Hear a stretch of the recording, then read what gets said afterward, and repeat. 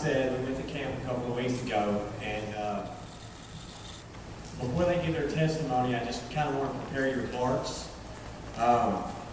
You know, in this day and age,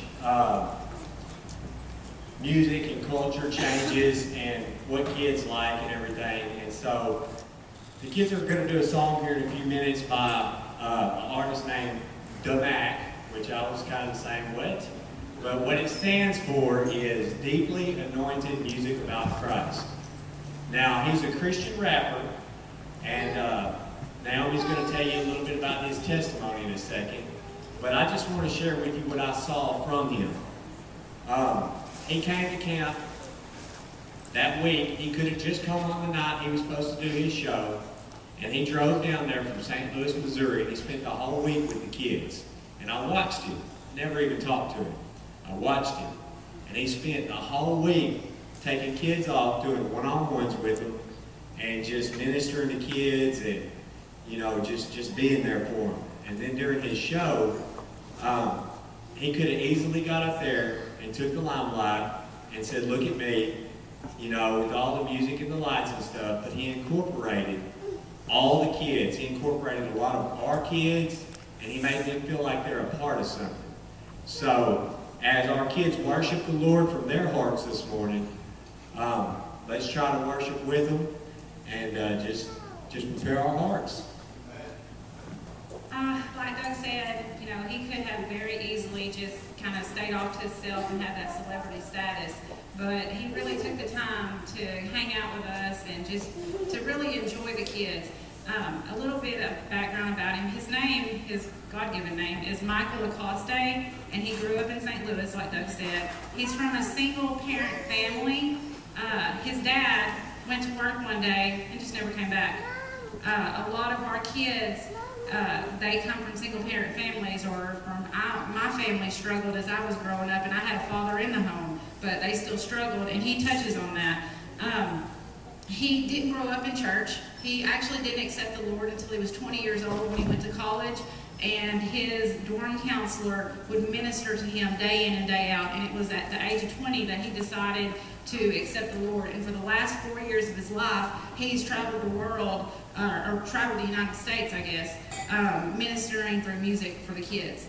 And we've stayed in constant contact with this guy since we left, which is really the coolest thing to me, that he takes the time to message me back when I message him or however. And he, you know, just the fact that he stays in contact with us, we're trying to set something up to where we can bring him to Atlanta, not just for our church, but kind of to minister to the city, just to, you know, show not only our kids, but the other kids that it doesn't matter what you grew up in, that, you know, God can take you from that clay and he can make you into something. You just have to be a willing vessel. The kids are going to go through their testimony, some of them are, but one thing that I just, you know, we've had this group for about 4 years, and in the last 4 years, there's been a lot of division. We say that we're a group and we say that we're together, but we really haven't been. Not on our leaders either. We haven't been. We've been divided. But after this year's experience coming back, I truly feel like we went there as a divided group of kids, but we came back as a family on fire for Christ. And so again, like Doug says, just prepare your hearts, because this is something that you guys are not accustomed to, but it is all biblical, it is all word, and it is a ministry for the Lord. Thank you very much.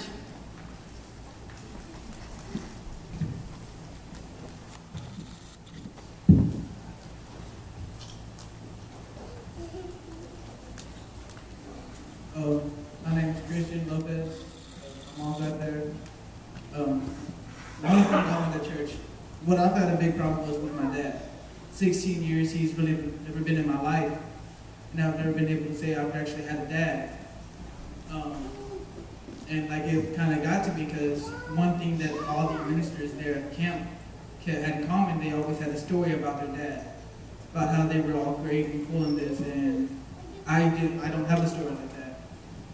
But I realized while I was at camp that no matter what happens, no matter what I go through, that I always have a dad with me. Amen.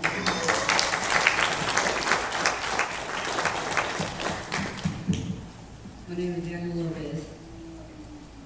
All games and new friends aside, put the all away, and then we just talk about the friend in this group. Okay.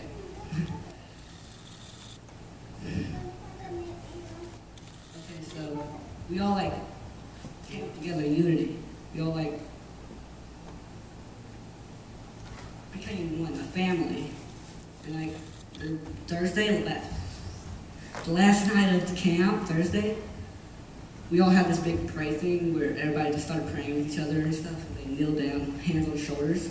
And I was the one with the hands on shoulders. I had hands on Melanie, Shelby, Jasmine, etc.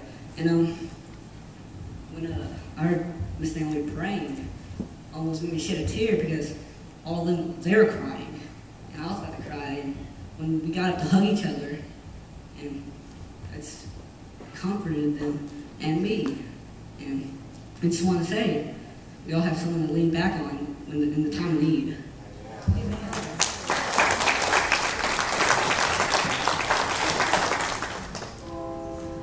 Hello guys, my name is Gabriel Lopez, and one thing I learned when I came back from church camp is it doesn't matter where you have been, where you came from, how bad your past was, God will always be there, He'll always be with you, and you can lean back on Him anytime, and He'll forgive you no matter what the sin. Amen. My name is Melanie Walker, and well, before I went to church camp, I felt like I was worthless or didn't have any meaning or point to be in this world. And when I got there, I learned that in God's eyes, I'm a perfect 10, and it doesn't matter what other people think of you. It just matters what your Father and what you think of yourself. So don't judge yourself.